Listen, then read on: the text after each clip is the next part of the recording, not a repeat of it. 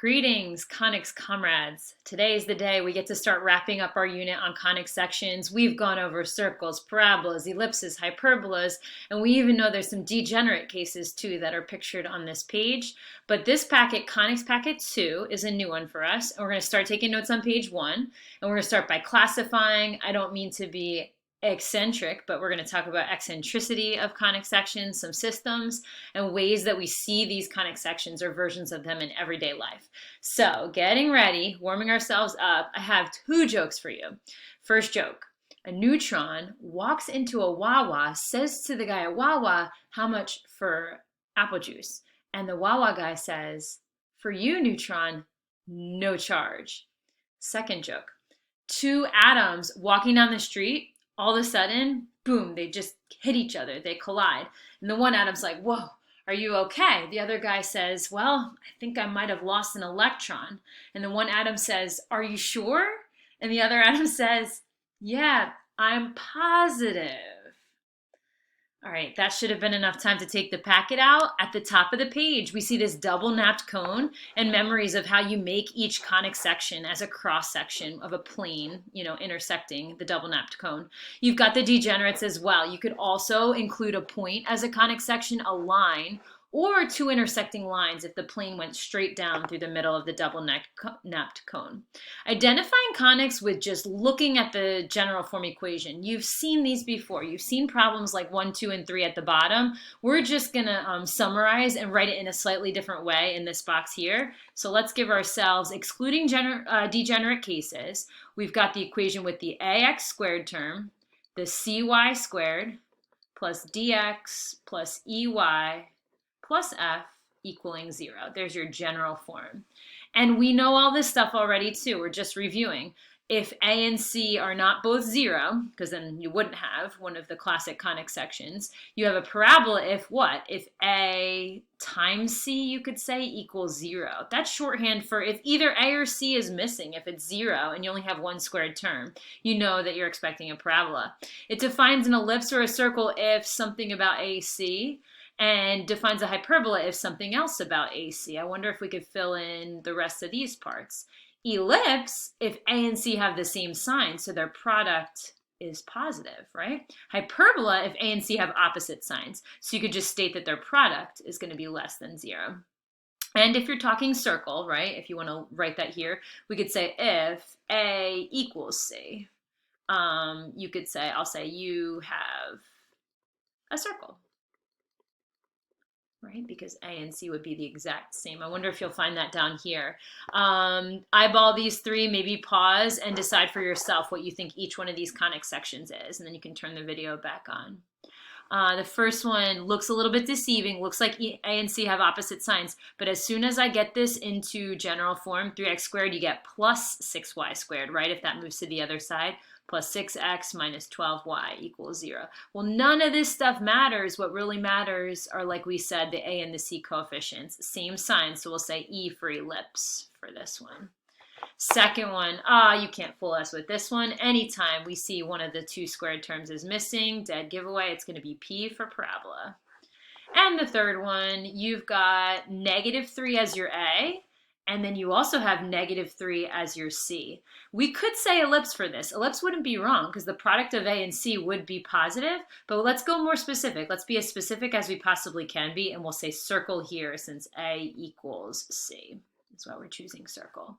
All right, now it gets good. Eccentricity. We've been hinting at this topic the entire unit, but now let's actually define it and discuss it a little bit. Eccentricity is basically a way, if you find the eccentricity of a conic, it tells you how like flat or pointed, it defines the shape of the conic section in essence. And what we're going to use, I'm going to write this at the top so it can help us throughout everything we take notes on page 2, is that eccentricity, we're going to use E for eccentricity, not to be confused with the beautiful number E, that's the natural growth constant, 2.7182818284590. E is going to equal, we're going to say C over A. And they're the same A and C, little a and little c, that we use to define each of the conic sections. C is most always distance from center to focus, and A is going to be half of the major or half of the transverse axis, depending on the conic section. Eccentricity E is the ratio of the distance between a point P on the conic section to a fixed point called the focus, and to the distance between that point and a fixed line called the directrix. Put DIR for directrix. It's funny because we've basically only talked about focus and directrix with parabola so far, and we know by definition of a parabola, you can construct a parabola by sliding P so that these two distances stay constantly the same. By definition of a parabola, the ratio of this distance to that distance has to be one over the other. So for parabolas, eccentricity doesn't tell you much. For every single parabola you hit, E is going to equal 1. What about circles or ellipses? Look at this in the middle. Now, it's kind of funny because we're putting a directrix on the picture when we've never really spoken about ellipse directrices, I guess you would say, nor with hyperbolas. But take a look at these distances. In a circle or an ellipse, right, we're going to say that eccentricity is always less than 1. And here it was equal to 1, versus where eccentricity is greater than 1 with a hyperbola. We'll talk about why. So for a circle, you're going to, circle we'll get to. Ellipse let's do next, and let's move me out of the way. Let's move me up here. For an ellipse, we're going to always say that E is less than 1. Eccentricity is going to be some number less than 1. For a hyperbola, it's going to be E equals, that's an E, is greater than 1, like that. Think about it. If you're defining eccentricity using the ratio C over A, think about an ellipse. In an ellipse, A is always half of the major axis. It's going to be greater than the distance from center to focus. In an ellipse, A is greater than C. Because of that, when you make the fraction C over A, you're going to have a bigger denominator and a smaller numerator. You're going to get a little tiny value that's less than 1. And we can never go down below 0 either. For a hyperbola, we flipped things inside out. Now C becomes bigger than A, and if the ratio of C to A has a bigger numerator than denominator, C is greater than A, you will get an eccentricity value greater than 1. I neglected to mention a circle, but you can see this fact down here. When E equals 0, I'll write that here, E equals 0, the ellipse has to be a circle, and I wonder if we could tell why. Think about a circle. For a circle, you don't really have two separate foci. The foci have converged on a point called the center. So C doesn't really matter much. If eccentricity equals C over A, for a circle, C is always 0. There's no distance from center to focus, so it checks out that the whole entire fraction would equal 0. This doesn't get asked about too much because with circles and parabolas, eccentricity is always either 0 or 1. But with ellipses and hyperbolas, it can actually help us solve a lot cooler word problems than we got into before. It actually opens some doors for us. So just to re-summarize things I've already been saying, for an ellipse, E is C over A. And for a hyperbola, E is C over A. If you want to include here that with an ellipse, you're going to have something less than 1. This will always be less than 1 when the denominator is bigger. It's going to be greater than 1 when the numerator is bigger than the denominator for a hyperbola, right? Eccentricity measures the ovalness of an ellipse. For an ellipse that's nearly circular, the ratio is going to be close to 0. Look at this ellipse that almost looks like a perfect circle. C is so tiny, so minuscule, that this fraction is approaching 0 as this focus slides closer and closer in towards the center, making this more circular. Versus this one that's stretched out more. As C gets bigger and bigger and bigger, closer to 1, you have this more flat, elongated ellipse. For a hyperbola, if eccentricity is very big, close to 1, the branches of the hyperbola are nearly flat. That's because your focus has come out so far that it's going to change the shape when graphed. If E is close into 1, that means C and A are almost the same value. The ratio is just about 1. And you've got these foci that are in closer to the vertices, and it's more pointed. I never needed on your notes and homework for your graphs to be perfect works of art, but it's nice to know kind of what a change in the eccentricity is going to do to the graph. All right, so now let's use this. The work we have to do mainly is going to be for 4 and 5. If we look at these, determine the type of conic section and eccentricity, and maybe 6, there's a chance we might have to do some work to get these in standard form. So time's a wasting. Let's leave the x's, take number 4. So we flip the page over to page 3. Take number 4 and rewrite it. Let's say it's 3x squared Let's put the next x term after that and leave a space to complete this square and go ahead and put the y's. And by the way, to answer that, -3 on the other side, right? To answer that question about determine the type of conic section, I bet you can tell right now, you see A and C have opposite signs. So by our notes on page 1, I'm going to expect a hyperbola for this graph. I want to determine the eccentricity. All we know so far before we get standard form, we don't know exactly what the eccentricity is, but we know eccentricity for a hyperbola has to be greater than 1. So that's a good way to check your answer too. Next up, we want to factor the 3 out, so we're able to complete this square. And do the same thing with the -2. Okay.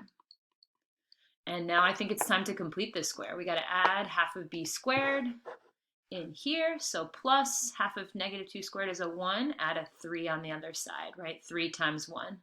Over here, we're going to add half of -6 squared, so a 9 here. And really, you're subtracting 18. One of those weird cases where we'll get a negative on the right-hand side. Everything gets factored. Y minus 3. And then this number on the other side is -18, and that's what we have to divide everything by. We have no choice but to make this number a 1 if we want to get this into a convenient standard form. Dividing this by 18 gives me x minus 1 squared over -6.